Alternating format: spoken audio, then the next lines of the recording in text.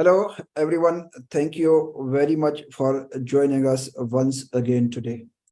And today we are discussing once again the impact of corporate tax on the free zone businesses. We will see what will be the impact of corporate tax on the free zone businesses. We have already discussed, we had already one seminar on the impact of corporate tax on the free zone businesses. Today, our focus will be qualifying activities and excluded activities. So let's start the discussion.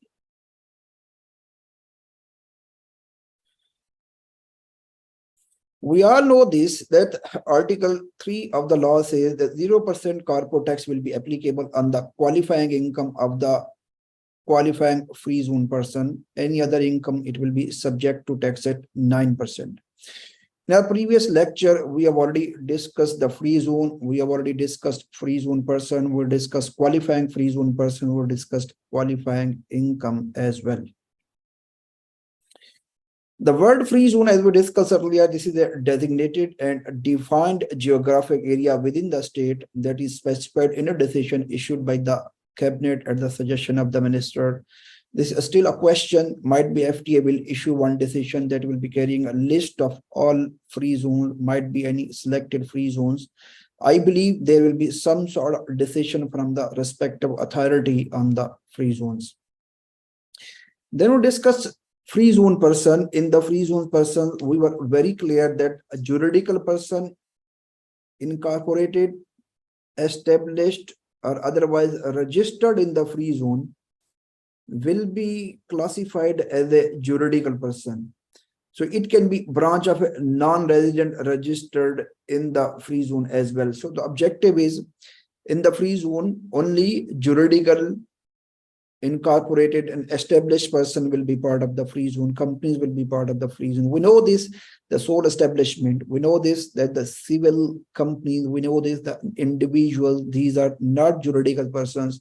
So only free zone person, this is very important because we need to discuss this word again and again in our coming slides. The free zone person is a juridical, registered and established person, LLC, public listed company, public joint stock company. So all these are basically juridical persons. Civil company and sole establishment and natural person, these are not part of the free zone person. Then we discuss qualifying free zone person. We discussed initially 4 conditions for the qualifying person. It was to maintain adequate substance in the UAE, derived qualifying income, not elected to be subject to corporate tax, and complies with the transfer pricing rules and regulations. After this, we found that 2 more conditions were introduced in the latest ministerial decision, and these 2 conditions were the non-qualifying income should not exceed the minimum requirement. Basically, de minimis requirement is there, which is 5% or 5 million, whichever is lower. Out of these 2 things, the income should not be, non-qualifying income should not be more than this. This is a de minimis requirement test. The person, free zone person, must be meeting a de minimis requirement test, and the free zone person must be maintaining the audited financial statement as well. So these 6 conditions we have discussed. We said if these 6 conditions are being fulfilled, the person will be classified as a qualifying free zone person. In the 6th condition, a couple of conditions were, out of this, 1 condition was the person must have adequate substance. In the adequate substance, we discussed the person must have core income generating activities in the free zone, and the person must have adequate assets, adequate employees, and adequate expenses within the free zone as well. Then we applied de minimis test, which is 5% of the total revenue and 5 million, whichever is lower. Then we discuss the de minimis criteria. In the de minimis criteria, we discuss which item will be included in the nominator, which item will be excluded from the nominator. So after we decided de minimis percentage is a non-qualifying income divided by qualifying income. In the non-qualifying income, we said income from the excluding activities plus non-qualifying activities where these transactions are not with the non-free or with the non-free zone person. These will be included in the non-qualifying income. In the total income, we said all revenue except the revenue of PE, which can be of domestic PE or foreign PE, or immovable property, unless the immovable property is within the free zone and transaction is being made with the free zone person. This is a commercial property exclusively being used for business purposes, it will be excluded. All other income will be included in the total income. This chart was very important. This will give a thorough understanding. We have already discussed what is my qualifying income. I have classified the total zone to basic income derived from the free zone person or income derived out of the free zone. So possibility the person can be deriving income from the free zone. So the possibility is the person is deriving income from the free zone, and there is a possibility that the person is deriving income out of the free zone.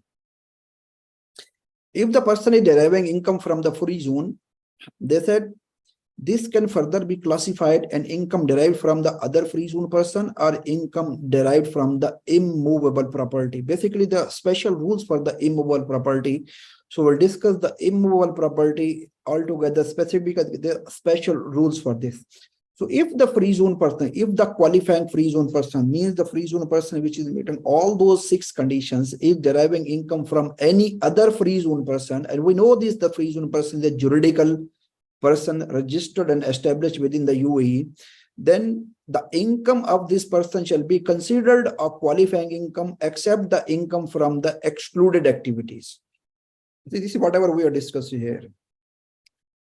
So if the free zone person, I'm repeating, if the qualifying free zone person is deriving income from the other free zone person, and this income is not from the immovable property, this income is from the other free zone person, not from the excluding activities, then it will be considered qualifying income.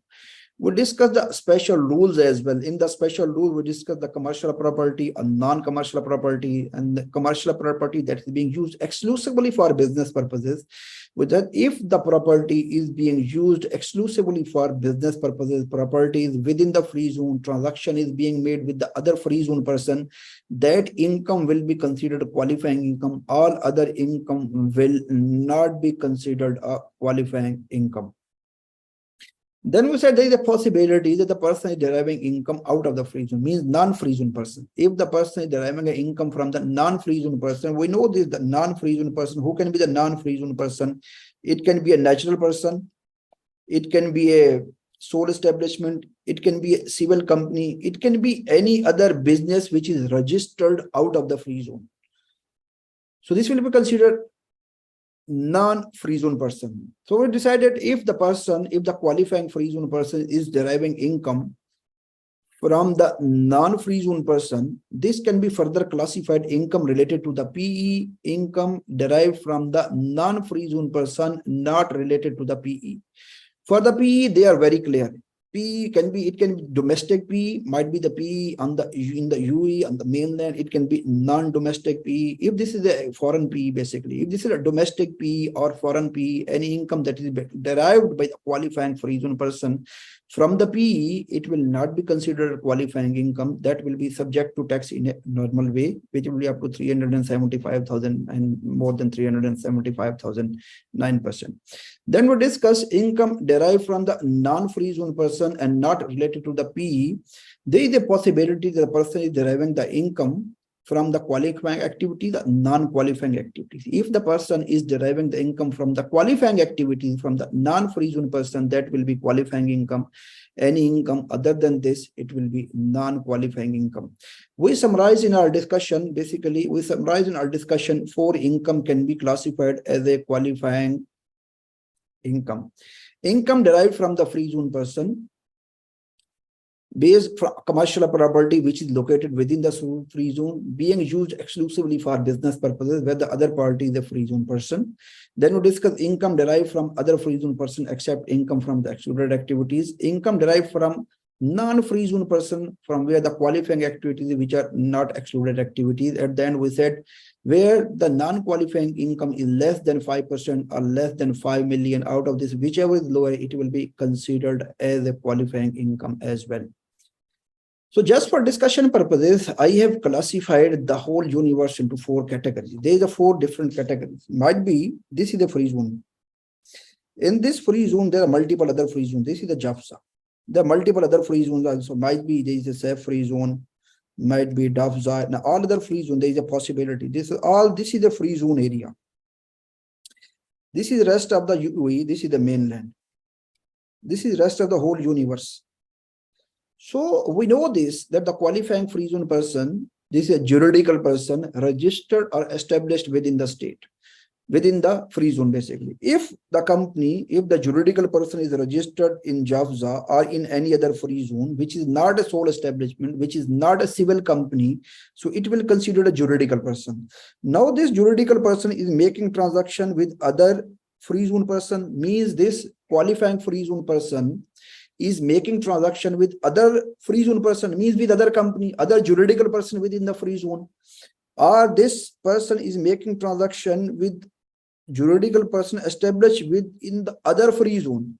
If this transaction is being made within the same free zone, juridical person registered and established within the same free zone, or juridical person registered in other free zone, so this transaction will be considered my qualifying income.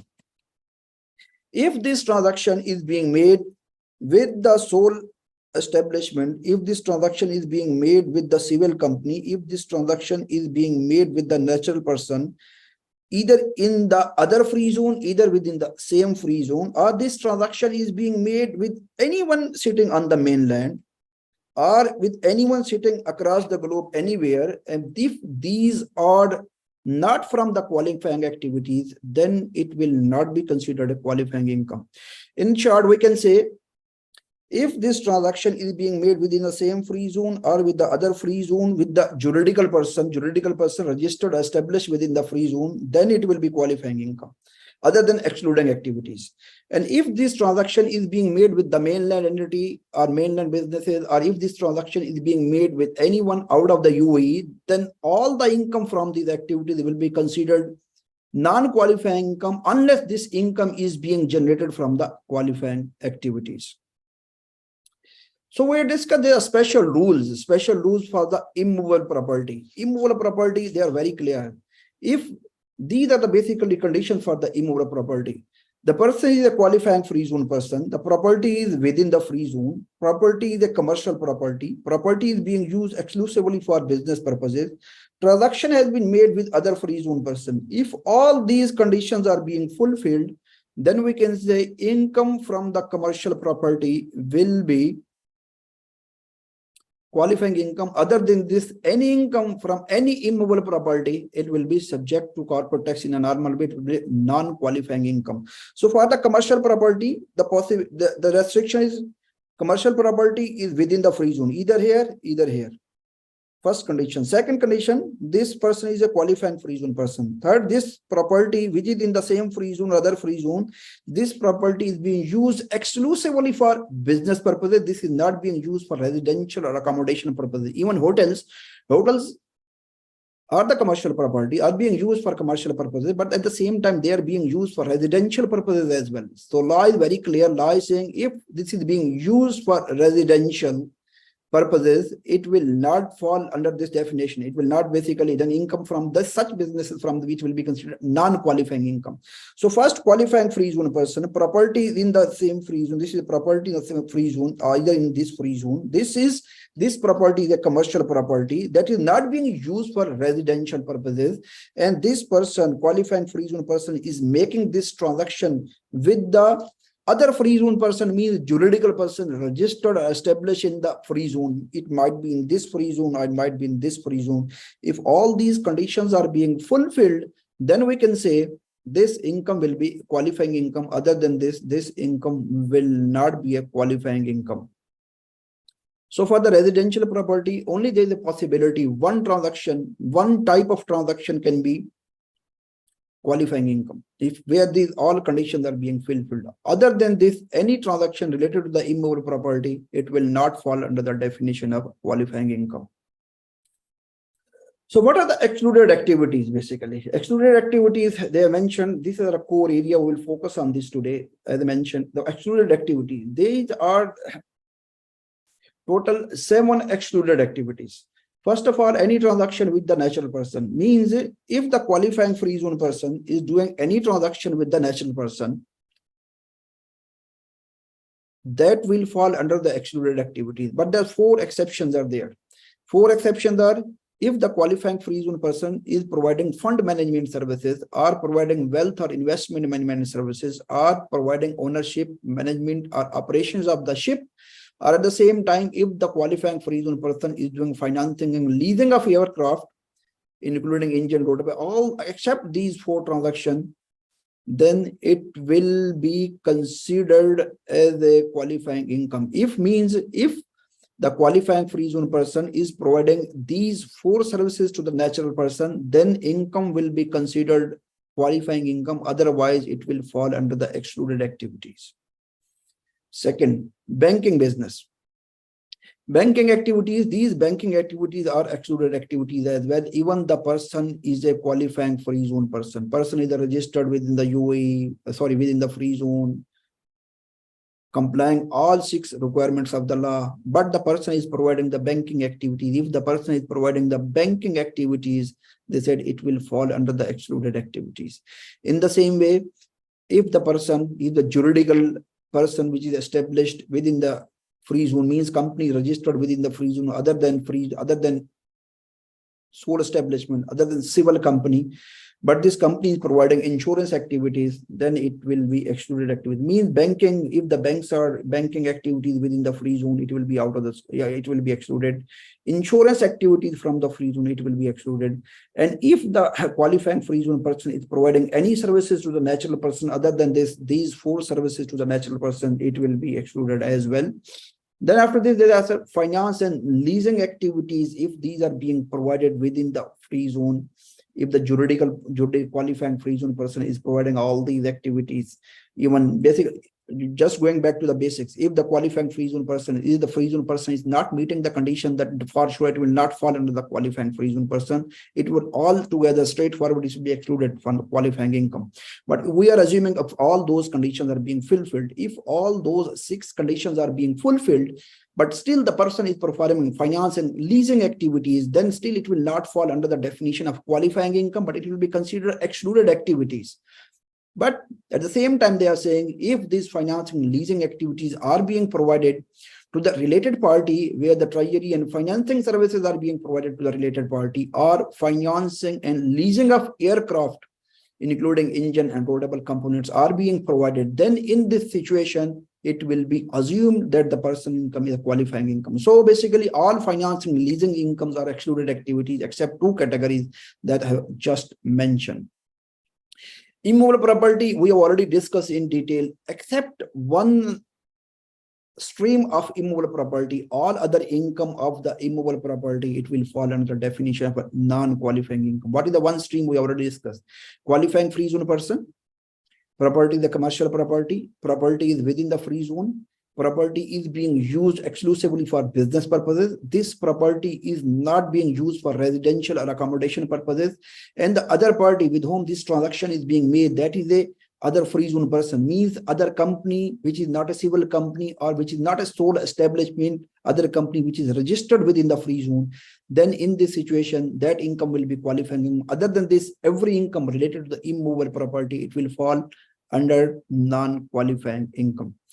Intellectual property assets, we know what are the intellectual property assets. These are the patents, intangibles, trademark, logo, different types of licenses, intangible software. So if this ownership and exploitation of the intellectual property asset, if any business is earning any income from the intangibles, so intangible property asset, it will be fall under the excluded activities as well, even though all the conditions of the qualifying free zone persons are being met.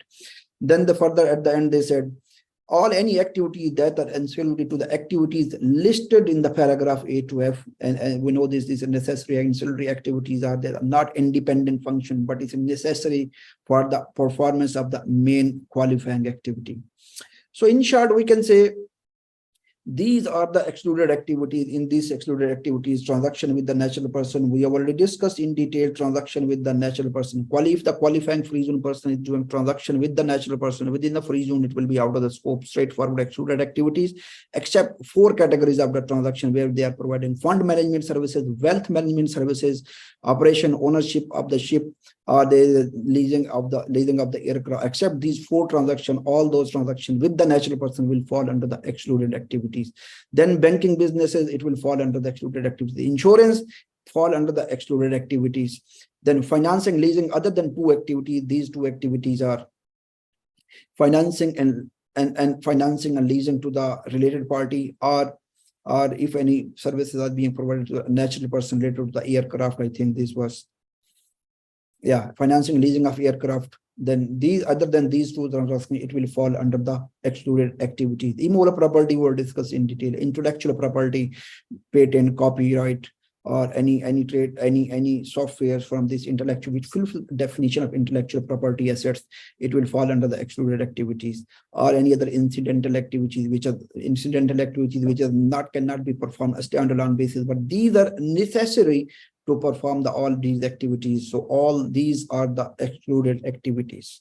So I believe everybody will be clear on this. What are the excluded activities? Going back to the basics, if the qualifying free zone person is generating income from any other free zone person, it will be considered qualifying income other than the income from the excluded activities. And we have discussed all these excluded activities in detail. So qualifying activities, then the second stream we have discussed. Now the qualifying free zone person is earning income from the non-free zone person. This non-free zone person can be a sole establishment registered within the free zone. This can be a civil company registered within the free zone. It can be any other company which is registered or incorporated out of the free zone. It can be on the UAE mainland. It can be out of the UAE. It can be anywhere in the GCC. It can be anywhere in the whole world. So if the income is being generated from the non-free zone person, we have already discussed the area of non-free zone, who can fall under the definition of non-free zone. So if the qualifying free zone person is generating any income from the non-free zone person, and this income is from the qualifying activities, then it will fall under the qualifying income. Other than this, all income that is being generated by the qualifying free zone person, it will be considered non-qualifying income.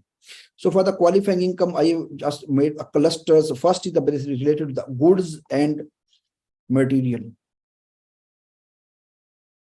Goods and material. So manufacturing of goods and material, processing of goods and material, distribution of goods and material. So this is a free zone. This is the qualifying. This is a free zone. This is a qualifying free zone person. This is the whole area. If this qualifying free zone person is providing manufacturing services on the mainland, if providing processing services on the mainland, this qualifying free zone person, law says it must be a designated zone. Only free zone. Law is not asking only free zone. Here the law is very clear. Law is asking this free zone must be a designated zone as per the requirement of VAT, value added tax. We know this in the VAT, it has been mentioned. I think this is Article 70 of the VAT law. They mentioned very clearly the designated zone is a gated community, fenced area under the custom control. This is basically whatever going inside, whatever coming inside, this is being controlled. This is a fenced area. So designated zone. Here the law is not using the word free zone. Here the law for this distribution, this law is using the word designated zone.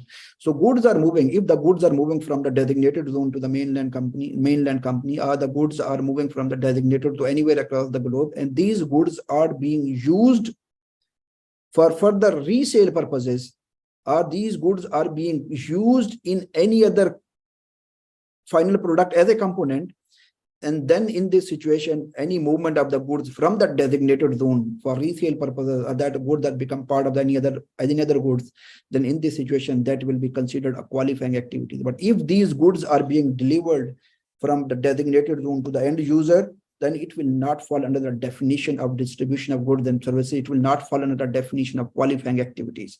In the same way, if the goods are being delivered from the non-designated zone, we know this, there are a lot of free zones which are non-designated free zones. A lot of free zones are there which are designated zone. If the goods are moving from the Free zone, which is not a designated zone, and these are being sold to the redistributor, reseller, still it will not be considered qualifying activity. The condition is goods are moving from the designated zone. From the designated zone, goods are moving to a person which is reselling or making a part of the component ultimately is being sold. Then in this situation, it will fall under the definition of qualifying activities. Otherwise, it will not be considered a qualifying activity.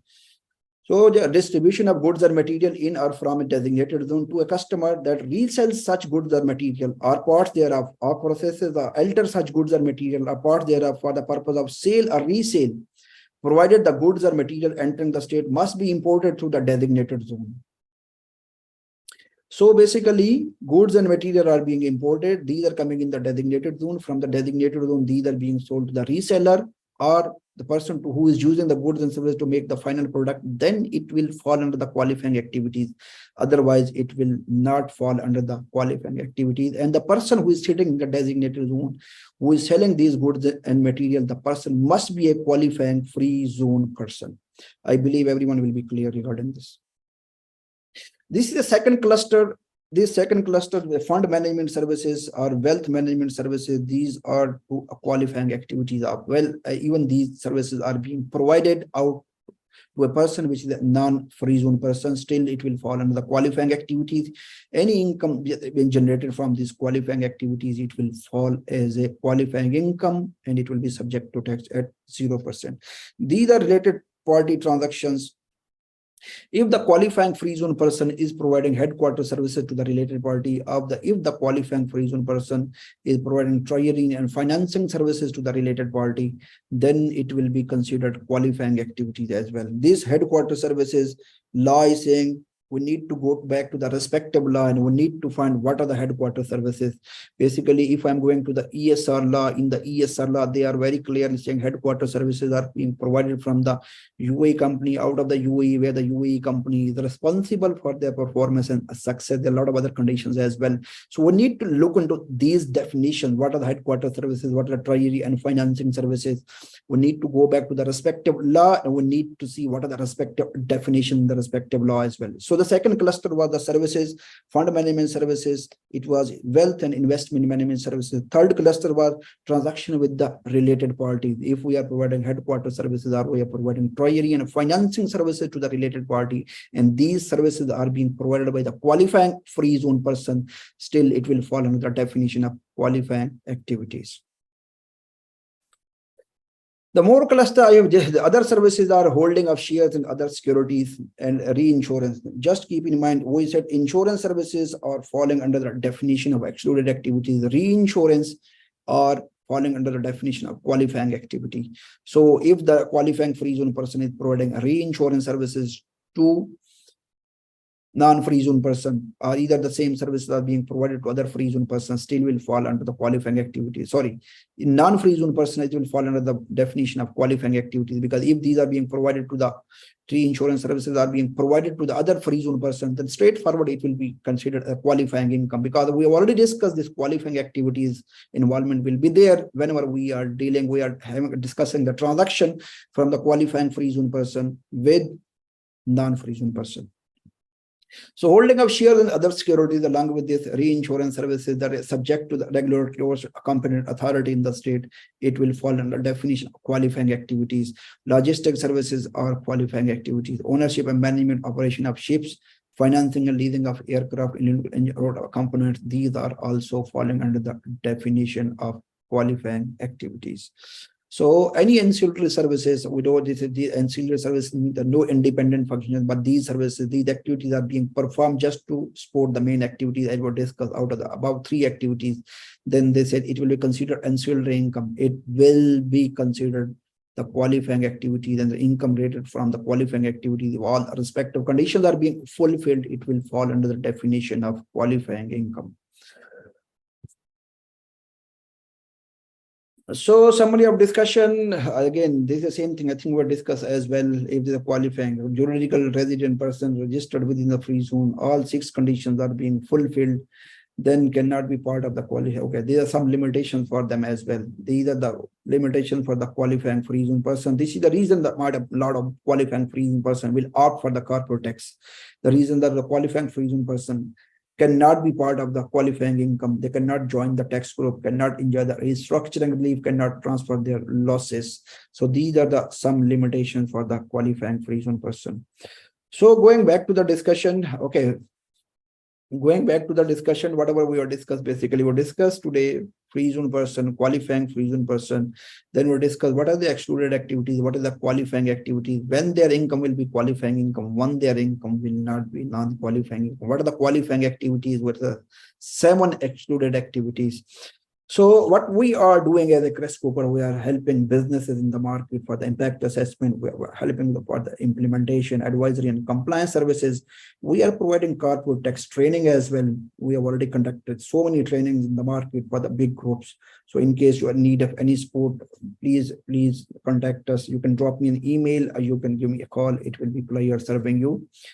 So we are always listening, we are always understanding, we are always delivering. You can contact us on a given mobile number, or given landline number. You can drop me an email at mahar@crestcooper.com, or you can drop us an email at info@crestcooper.com.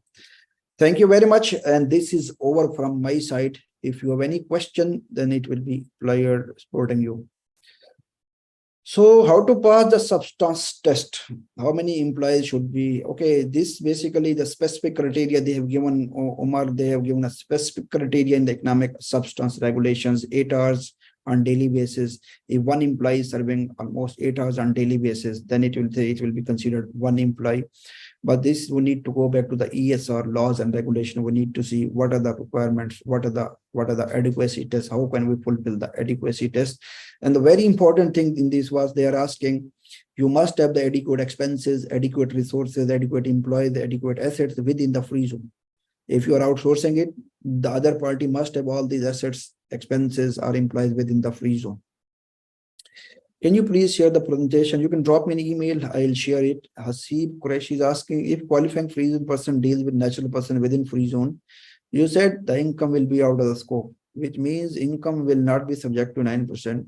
No, basically, if the qualifying free zone person is generating any income from the free zone, and if the person is generating any income from the natural person, and this income is out of the 4 categories, then it will be considered qualifying income. Other than this 4 categories we discussed: fund management services, wealth management services, operation management and ownership of ship, then there is leasing of the aircraft. Other than these 4 categories, if we are generating any income from the natural person, even the natural person is within the free zone, even the natural person is within the mainland, even anywhere across the globe, it will be subject to tax. Because whenever the law is asking, qualifying income law is saying other free zone person, and natural person is not other free zone person. So natural person, they have 4 services with the natural person. In the very straightforward, simple way, I will say 4 services with the natural person.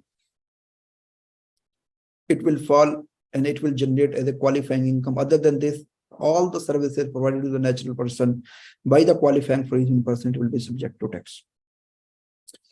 Then your natural person is free zone, will not be qualifying free zone person, and he is not juridical person. So his income will be non-qualifying income. I just explained. Other than 4 activities provided to the natural person, all income of the natural person will be subject to tax. Hasib is asking, my usual material is imported from China, but about 20% is bought from UAE mainland. Both are used in the production and finished goods produced. I am selling to other designated zone or mainland as my activity was qualifying activity. Will the 20% local purchase may my activity a non-qualifying income? So basically, whenever we are asking distribution, now it depends. Whenever you are manufacturing, and after the manufacturing, if you are selling to the end user, it will be subject to tax, very straightforward. But if you are selling to the reseller, the law says you are importing through the designated zone, then you are importing and giving to the reseller. And reseller is further selling it and making a part of the component. In this situation, then it will be law says it will be qualifying activity. But whenever you are making the material 20% from the mainland, 80% out of the UAE, provided I'm assuming that you are giving these goods to the reseller, then in this situation, I believe there will be some sort of proportionate. They need to give some sort of clarity from the FTA. They need to proportionate how much will be subject to tax, how much will not be subject to tax.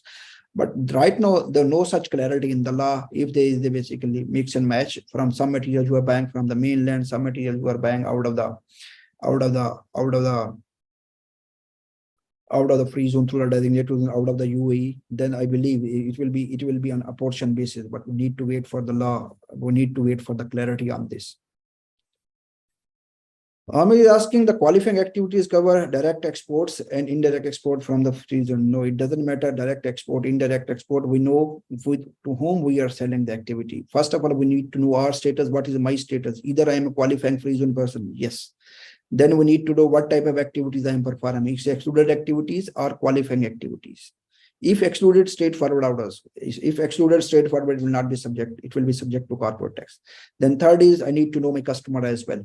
Who is the customer? Free zone person, non-free zone person. This is the criteria. It doesn't matter you are doing direct export or indirect export. Asif is asking, qualifying free zone person, wholesale trader occasionally buys material from mainland company and then sell to the other company or qualifying free zone person. So will be qualifying activity. No, you're not doing qualifying activity. For this, they are asking you are importing the material to the designated zone. Amir is asking, the qualifying activities cover direct exports and indirect exports from free. No, I think I have already addressed this question. It doesn't matter you are exporting, importing. The important thing is what is your status? Are you qualifying for a free zone person? What is your activity? Who is your customer? So these are the important questions. If you are fulfilling the criteria, then for sure it will be qualifying income. Otherwise, it will not fall under the definition of qualifying income.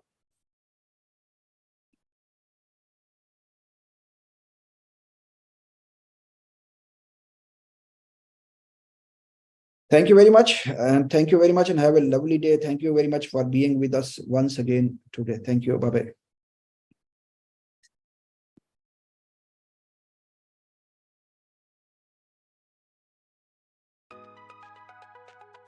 Thanks for watching the video. Click on the bell and subscribe to the YouTube channel.